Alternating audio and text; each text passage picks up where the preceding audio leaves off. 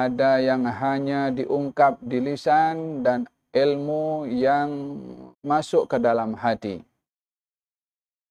Di dalam Al-Quranul Karim Allah Subhanahu wa taala berfirman, "Bal huwa ayatum bayyinatum fi suduril ladzina utul ilma." Bal huwa ayatun bayyinatun fi suduril ladzina utul ilma. Itulah tanda-tanda yang jelas, keterangan-keterangan yang jelas yang ada di dalam dada orang-orang yang diberi ilmu. Ianya adalah merujuk kepada tempat ilmu itu sendiri, yaitu di hati.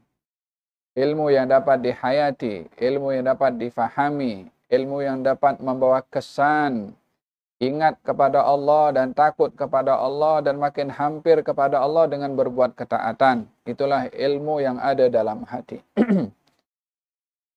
Adapun ilmu yang ada dalam lisan adalah ilmu yang semua orang boleh berkongsi, semua orang boleh berbuat, semua orang boleh memilikinya.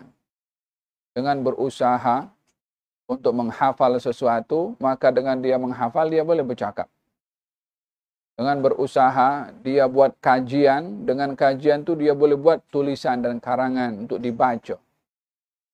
Hatta termasuk orang yang fasik pun boleh berbicara tentang ilmu agama, boleh berbicara ayat-ayat dan juga hadis-hadis Nabi dengan hanya dia membaca, menghafal dan melatih untuk menyampaikan.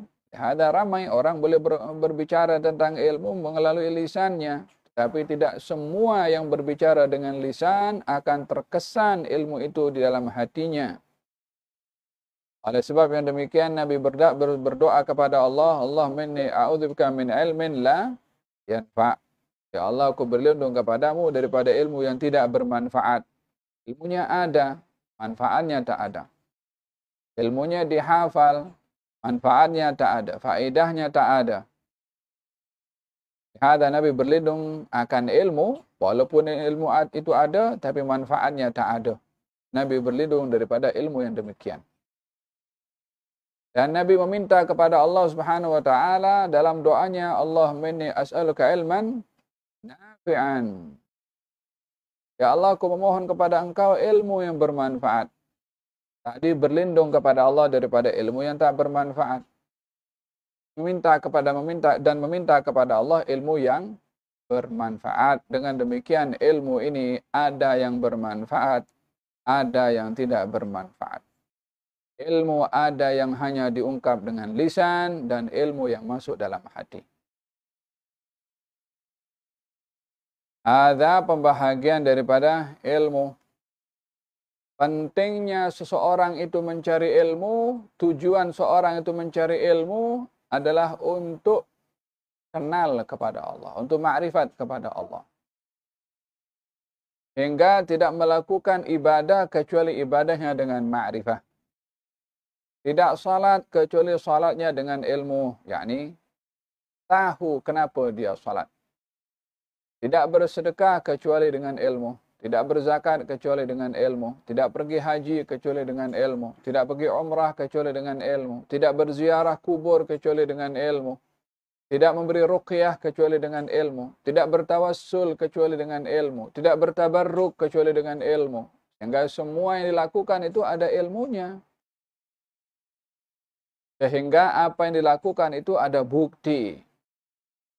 Kalau dalam sains, segala sesuatu itu sesuatu itu boleh diterima kalau dibuktikan secara sains.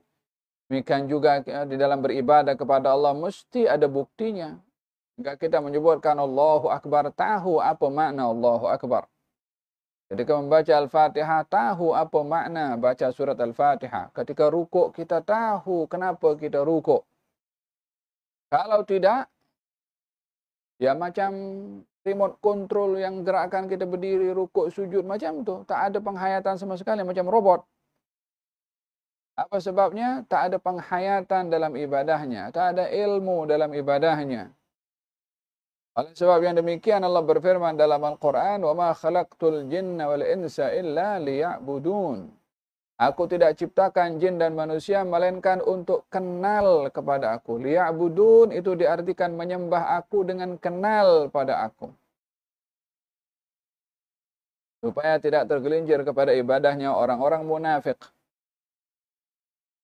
Zahirnya beribadah tapi hatinya tak beriman. Tidak juga seperti orang-orang yang dia hanya fokus kepada ilmu zahir sahaja. Pandai bercakap tapi tak ada penghayatan. Hadza qala Imam Al-Haddad, hendaklah kamu memiliki wirid, yakni kebiasaan dalam amal baik berupa membaca ilmu yang bermanfaat. Apa ilmu bermanfaat? Alladhi yazid fi ma'rifatika bidzatillah. Ilmu yang membawa kamu kenal pada Allah. Melalui perfirmannya, sifatnya, melalui perbuatannya, melalui nikmat-nikmatnya. Hadza ilmu bermanfaat. Ilmu bermanfaat adalah ilmu yang membawa kamu supaya berbuat taat dan meninggalkan maksiat. Ini ilmu bermanfaat. Ilmu bermanfaat adalah ilmu yang melahirkan dalam diri kamu rasa zuhud di dunia dan cenderung lebih kepada akhirat. Itu ilmu bermanfaat. Ilmu bermanfaat adalah ilmu yang dapat menunjukkan kepada kamu aib-aib dan kekurangan diri kamu. Dan untuk mengetahui tipu muslihat musuh kamu, syaitan dan juga manusia. Itu ilmu yang bermanfaat.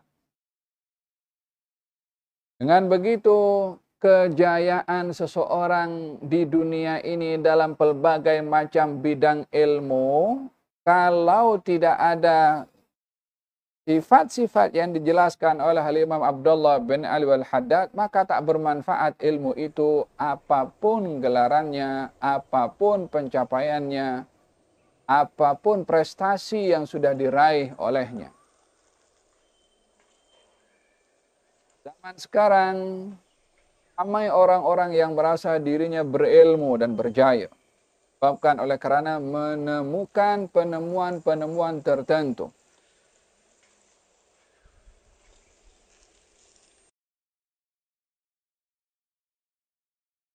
Alexander Graham Bell menemukan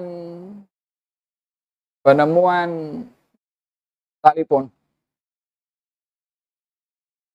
Ya. Kemudian Galileo yang menemukan ilmu fisik, astronomi, dan juga Thomas Edison yang menemukan penemuan berupa elektrikal.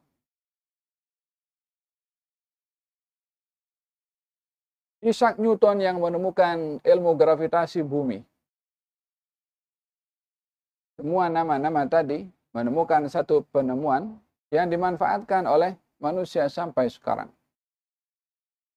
Tetapi yang jumpa ilmu itu, ingat tak pada Allah. Kenal tak pada Allah. Beriman tak kepada Allah. Karena yang dijumpai olehnya, ilmu komunikasi, ilmu astronomi, ilmu elektrikal, ilmu gravitasi, yang cipta semua itu kan Allah Subhanahu wa taala. Macam mana boleh kenal kepada ciptaannya, tak kenal kepada yang menciptakan? Jadi ya'lamuna zahiran minal hayatid dunya wa hum 'anil akhirati hum ghafilun. Allah berfirman dalam Al-Qur'anul Karim tentang golongan orang-orang yang hanya tahu dalam hal keduniaan. Ya'lamuna zahiran minal hayatid dunya. Mereka tahu hal-hal yang zahir daripada keduniaan ini. Ilmu astronomi, ilmu geologi, ilmu apalagi ilmu kedokteran, ilmu elektrikal, apa saja ilmunya. Bila ilmu itu tidak membawa dirinya kenal kepada Tuhan yang Maha Kuasa yang menciptakan segala-galanya, maka tak bermanfaatlah ilmu tersebut. Walaupun orang lain dapat manfaat. Dalam hadis Nabi Muhammad SAW, Nabi memberikan perumpamaan tentang orang yang berilmu. Umpama apa? Umpama tanah yang dihujani oleh air hujan. Dan tanah itu dapat menumbuhkan tumbuh-tumbuhan dan buah-buahan. Sehingga dengan begitu tanah bermanfaat, orang lain pun bermanfaat. Orang lain bermanfaat, boleh ambil itu buah, boleh tengok pemandangan hijau, seronok. Jadi tanahnya bermanfaat karena dapat menyerap air dan menumbuhkan tumbuh-tumbuhan. Orang lain bermanfaat dapat mengambil daripada tumbuh-tumbuhan tadi. Ini orang yang berilmu, yang beramal dengan ilmu, yang ilmunya itu mengingatkan dia kepada Allah Subhanahu wa taala. Namun yang kedua adalah umpama tanah yang air hujan turun atau hujan turun. Namun tanah itu tak menumbuhkan tumbuh-tumbuhan, tapi hanya boleh menakung air. Orang lain boleh ambil manfaat daripada air tersebut, tapi tanah itu tak dapat manfaat apa-apa. Dia tak boleh tumbuhkan tumbuh-tumbuhan. Ini adalah orang yang dia ada ilmu, orang lain dapat manfaat, tapi dirinya tak dapat. Dan yang ketiga adalah tanah, yang hujan turun basah tanah tadi, tak tumbuhkan tumbuh-tumbuhan, wala dia menakung air. Lah dirinya bermanfaat, wala orang lain bermanfaat, mengambil manfaat. Ini kategori macam-macamnya orang yang berilmu. Paham dong? Maka digalakkan orang yang berilmu, mengenal kepada Allah Subhanahu wa taala, beramal dengan ilmunya karena Allah Subhanahu wa taala. Itulah orang yang berilmu. Faham dong? Ya'lamuna zahiran minal hayatid dunya wa hum 'anil akhirati hum ghafilun. Mereka tahu hal-hal ilmu keduniaan. Mereka tahu ilmu-ilmu keduniaan, tapi mereka tak tahu hal akhirat. Orang sampai kepada bulan. Orang boleh buat satelit dan juga memperbanyakkan satelit untuk mengetahui apa yang berlaku di atas muka bumi ini sehingga boleh dikontrol dengan remote control dekat daripada bumi. Dengan satelit berada di atas. Sehingga dengan satelit boleh tahu kita berada di mana dan apa kita buat.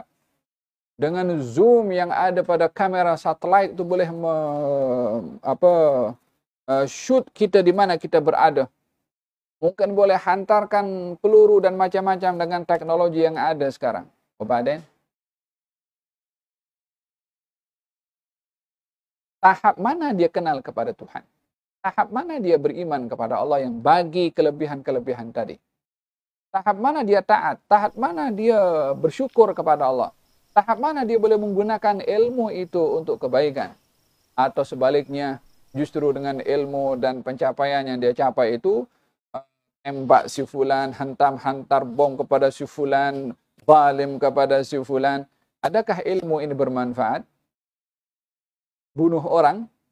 Hancurkan negara orang? La. Tidak demikian ilmu bermanfaat. Ilmu bermanfaat yang mengingatkan kita kepada Allah, membawa kita untuk taat kepada Allah, memaksa kita meninggalkan hal yang bermaksiat kepada Allah, yang mengingatkan kita tentang kelemahan diri kita sendiri, dan mengetahui musuh-musuh yang boleh membawa kita kepada kemaksiatan. Itu ilmu bermanfaat. Dan diberikan isyarat oleh Imam Al-Haddad, kitab-kitab yang membawa ilmu ini dengan sifat-sifat tadi adalah kitab-kitabnya yang ditulis oleh Imam Abu Hamid Muhammad bin Muhammad.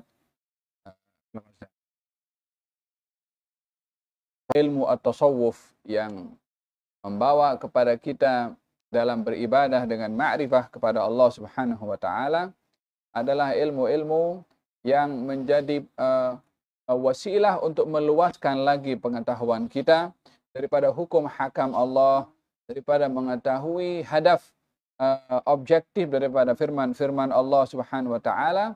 Oleh sebab yang demikian perlu juga untuk kita mengkaji ilmu tafsir, ilmu al-hadis, ilmu fiqh. Dengan ilmu tafsir kita berusaha memahami maksudnya Allah pada firman-Nya. Dengan ilmu hadis kita berusaha memahami maksudnya Nabi pada sabdanya, dan untuk mengetahui mana hadis yang perlu untuk diambil dan mana yang perlu untuk ditolak melalui ahli-ahli mustalah hadis yang memberikan penerangan dan tidak tergelincir untuk mengambil pendapat satu dan menolak sekian banyak pendapat orang lain. Seperti mana zaman kita sekarang yang sebahagian daripada mereka yang berpegang kepada satu pendapat yang tentang satu hadis tertentu, lalu dengan pendapat dia itu diekspos seakan-akan pendapat orang lain tak boleh pakai. Pendapat ulama lain tak guna.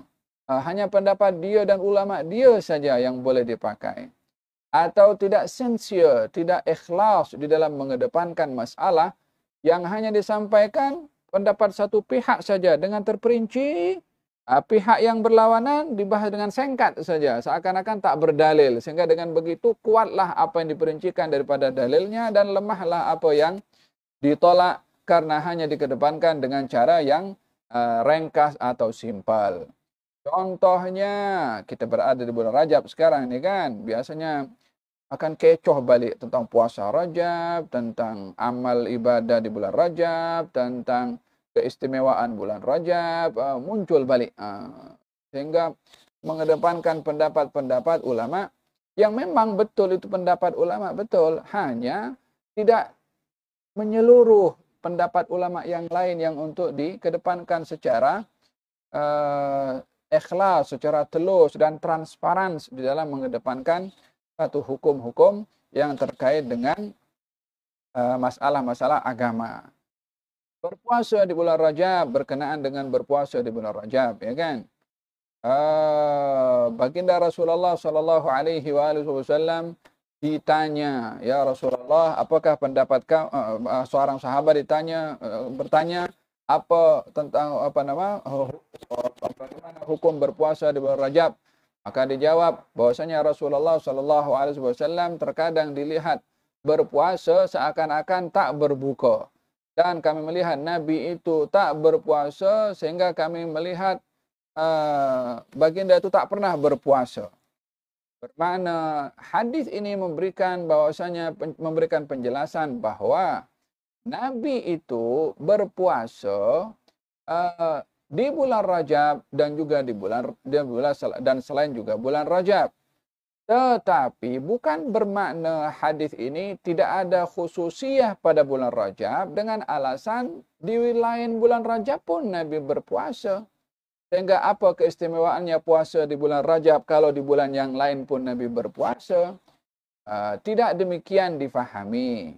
Hadis ini memberitahukan bahwasanya orang tadi bertanya tentang berpuasa di bulan Rajab, yang difahami olehnya hanya ingin berpuasa di bulan Rajab saja dan tidak menjadikan bulan-bulan yang lain peluang baginya untuk berpuasa. Maka dijawab, Nabi itu berpuasa bukan hanya Rajab saja, bulan yang lain pun Nabi berpuasa. Wahai yang bertanya, janganlah kamu menjadikan khusus puasa kamu di bulan Rajab, yang lain tak berpuasa. Jangan begitu. Bukan bermakna bulan Rajab dan bukan bulan Rajab itu sama, tak sama. Yang membezakan tuh Allah dalam Al-Qur'anul Karim yang mengatakan minha arba'atun hurum. Dalam satu bulan ini, dalam satu tahun ada 12 bulan. 4 bulan diharamkan, 4 bulan diistimewakan oleh Allah, diantaranya bulan Rajab. Itu yang pertama. Yang kedua, jadi maksudnya Nabi itu berpuasa di bulan Rajab dan juga selainnya, karena si penanya tadi hanya ingin menjadikan puasanya di bulan Rajab dan tak mau berpuasa di bulan yang lain. Dengan begitu dia merugikan dirinya dengan tidak mengambil berpuasa di bulan selain daripada bulan Rajab. Jadi maksudnya berpuasalah kamu di bulan Rajab, di lain bulan Rajab pun jangan kamu abaikan. Yang kedua, ada seorang datang kepada baginda Rasulullah dalam keadaan kurus badannya. Kemudian ditanya oleh Rasulullah, kenapa kamu sampai begini badan kamu jadi kurus, jadi lemah? Katanya dia berpuasa setiap hari. Hari-hari pas panjang tahun dia berpuasa. Maka Nabi mengatakan, jangan kamu berbuat demikian. Berpuasalah kamu di bulan haram, lalu tinggalkan. Berpuasalah, lalu tinggalkan. Maksudnya apa? At-tawazun, keseimbangan dalam berpuasa. Secara khususnya di sini Nabi menekankan berpuasa di bulan haram, yang salah satu bulan haram itu bulan Rajab. Yang salah satu bulan haram bulan Rajab. Jadi secara khusus Nabi streskan di sini berpuasa di bulan Rajab berbandingkan kepada bulan-bulan yang lain.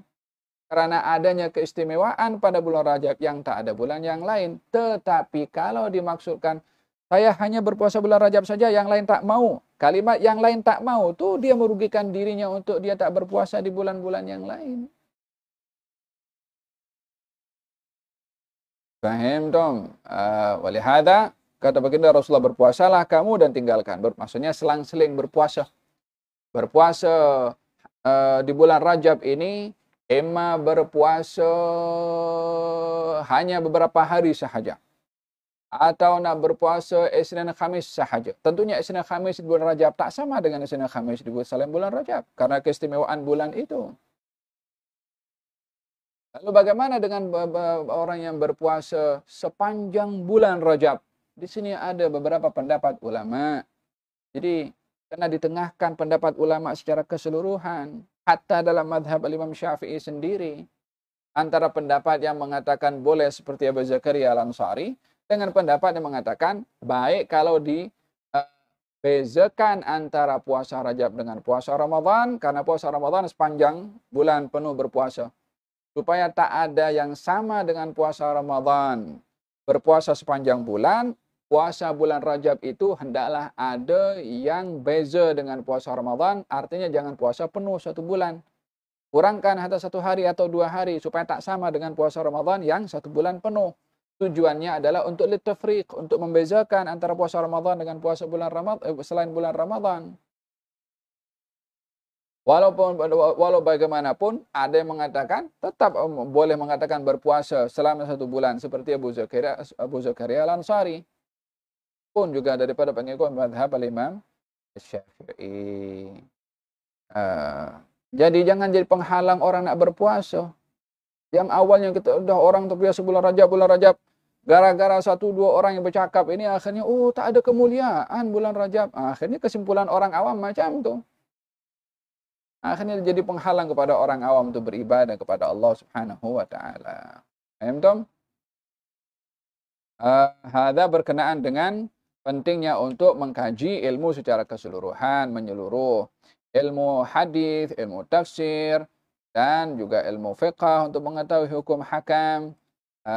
Dan ini adalah yang akan membantu seseorang untuk luas. Man kathura ilmuhu qalla i'tiradhuhu. Orang yang ilmunya itu luas, kurang dia protes. Kurang dia kondem. Yang suka kondem, suka menyalahkan ini biasanya hanya tahu 1, hentam 1000. Tidak begitu. Ilmu itu tidak boleh dimonopoli oleh seseorang atau sesiapapun juga. Ilmu ini luas tak bersempadan, maka hendaklah menghargai akan luasnya ilmu dengan menghargai pendapat orang lain yang berpandukan juga dengan ilmu. Nah, akan tetapi kata Imam Abdullah bin Al-Haddad, perlu juga kita dalam belajar ilmu ini hendaklah berpadan dengan kemampuan.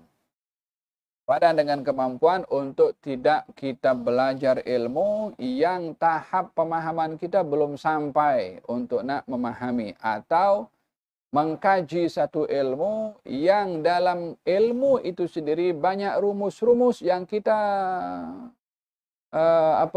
tidak memahami. Clue, tanda-tanda atau rumus-rumus kaidah-kaidah yang ada pada ilmu tersebut. Umpama budak tadika akan belajar ilmu yang ada pada sekolah menengah tingkatan 3, tingkatan 4, tingkatan 5, atau mungkin dekat college atau dekat university. Belajar matematik tingkatan 5 kepada budak-budak tadika. Apa benda? Budak tadika 1 tambah 1, 2.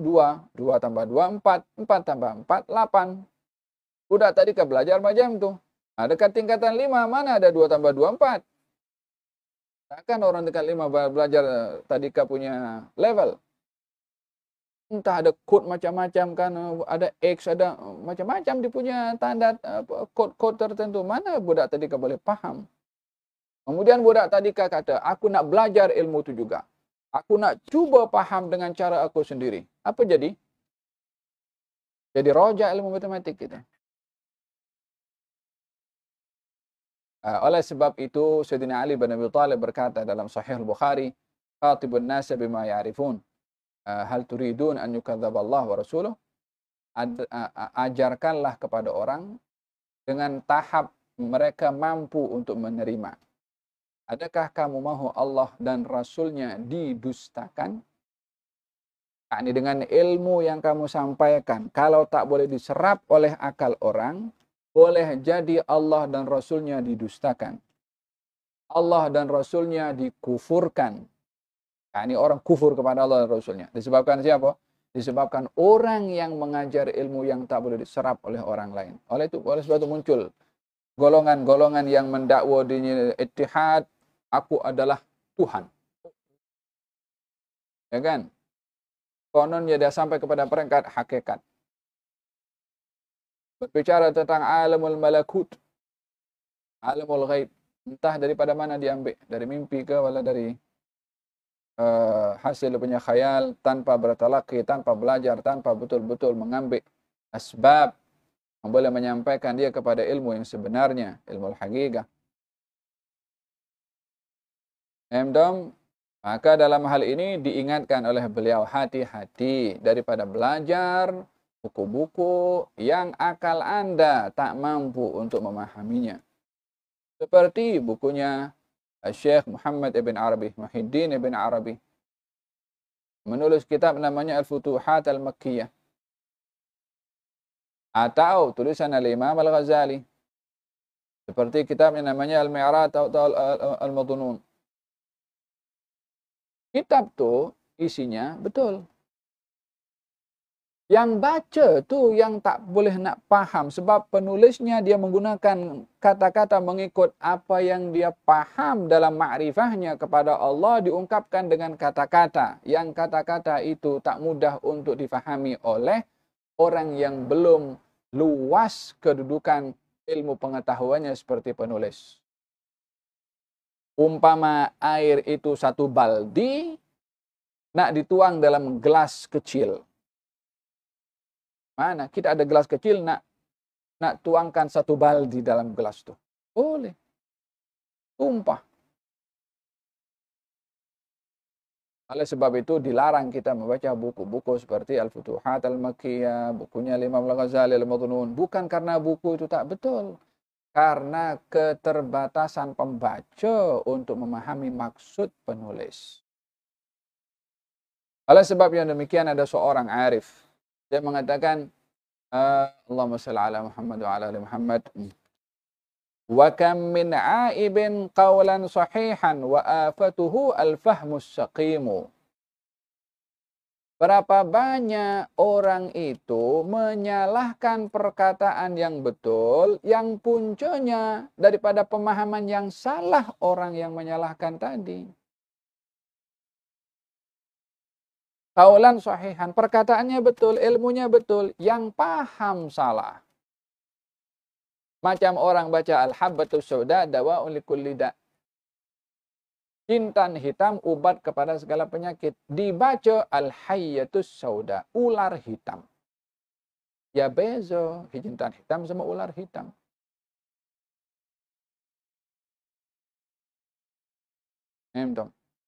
Seperti orang yang ada satu orang itu kan, ya Allah. Ada satu orang dia tanya kepada Syekh rahimallahu Syekh Ali As-Sabuni. Syekh Ali Sabuni penulis tafsir Safwatut Tafasir. Tafsir Ayatul Ahkam juga. Atau tafsir Mukhtasar Ibn Kathir. Berjumpa dengan beliau di Turki. Beliau bercerita rahimahullah. Katanya ada seseorang yang bertanya kepada Ali tentang hadis di mana baginda Rasulullah, maaf cakap, buang air kecil.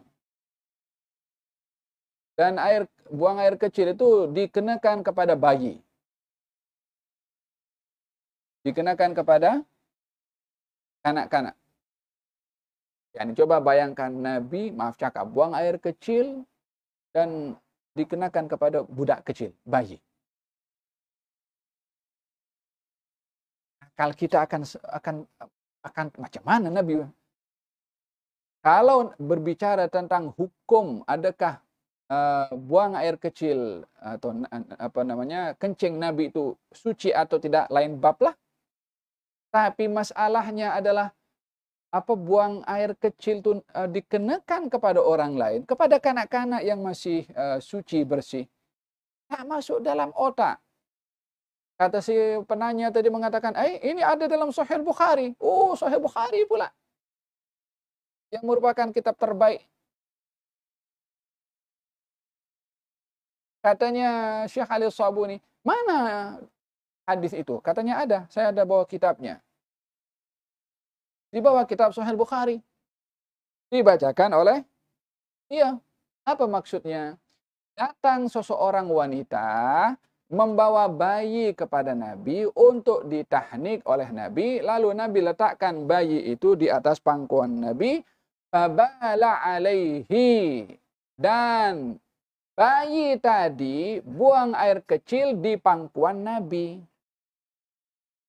Jadi dhamirnya itu, nanti macam mana dhamirnya kalau tak paham kan? Fabala alaihi, dia buang air kecil kepadanya. Dia itu ditujukan kepada Nabi. Padahal yang buang air kecil itu, bayi tadi buang air kecil di pangkuan Nabi. Dia paham, Nabi buang air kecil di hadapan bayi.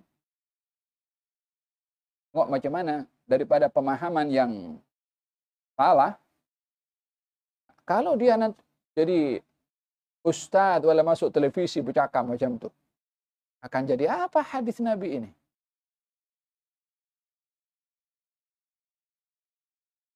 Dong. Satu lagi pula dia bawa buku, katanya macam mana dalam Sahih Bukhari itu ada bab itu adalah babu halqud dzakar. Babu halqu dzakar, la haula wala quwwata illa billah. Macam mana halqud dzakar? Halqud dzakar, maaf cakap, potong kemaluan. Bab itu sebetulnya Abu Hilaqul Zikri, alaqah zikir, tapi tak ada barisnya. Yang baca pula tak berguru. Belajar hari Isnin, hari Selasa nak jadi ustaz. Gimana kalau jadi seperti ini, orang tunjuk pandai, baca saja baris pun jadi keliru. Ini contoh-contoh yang mudah bagaimana kesilapan di dalam memahami apa yang ditulis oleh seorang penulis. Oleh sebab itu perlunya ada talaqi, perlunya ada guru yang membimbing. Kata Sayyidina Ali bin Husain bin Ali bin Abi Thalib mengatakan, "Jauharu ilmi law abuhu bihi laqila li anta mimman ya'budul wathana, wala istahalla rijalun muslimuna dami yarawna akbaha ma fa'alu hasana." Ilmu yang ada sama saya ini, kalau saya sampaikan kepada orang yang tak boleh terima, orang akan kata saya ini penyembah berhala. Akan dituduh kufur. Padahal dia afdhalul mu'minin di zamanu. Tapi karena orang tak paham, boleh tuduh jadi syirik. Macam zaman kita sekarang juga lah. Yang pergi ziarah kubur kata sembah kubur. Yang bertawassul katanya menjadikan bersama dengan Allah Tuhan selain Allah. Nah, itu kan tuduhan besar itu. Bukan mudah tuduh seperti itu. Faham dong? Oleh hadza, kitab-kitab seperti ini perlu untuk dielakkan, untuk dibaca. Bukan karena kitab itu tidak betul, tetapi kesediaan pembaca itu yang dikhawatirkan. Adakah memahami betul atau tidak? Kata Al-Haddad mengatakan, mungkin ada orang mengatakan, saya akan kaji, saya akan cuba, saya akan ambil yang saya paham. Yang saya tak paham, saya akan buang. Kata Imam Al-Haddad, yang aku risaukan yang kamu paham tuh. Kalau yang tak paham dibuang, memang tak boleh bercakap dia. Yang dia paham tuh, adakah sesuai dengan apa yang dimaksudkan oleh penulis atau tidak.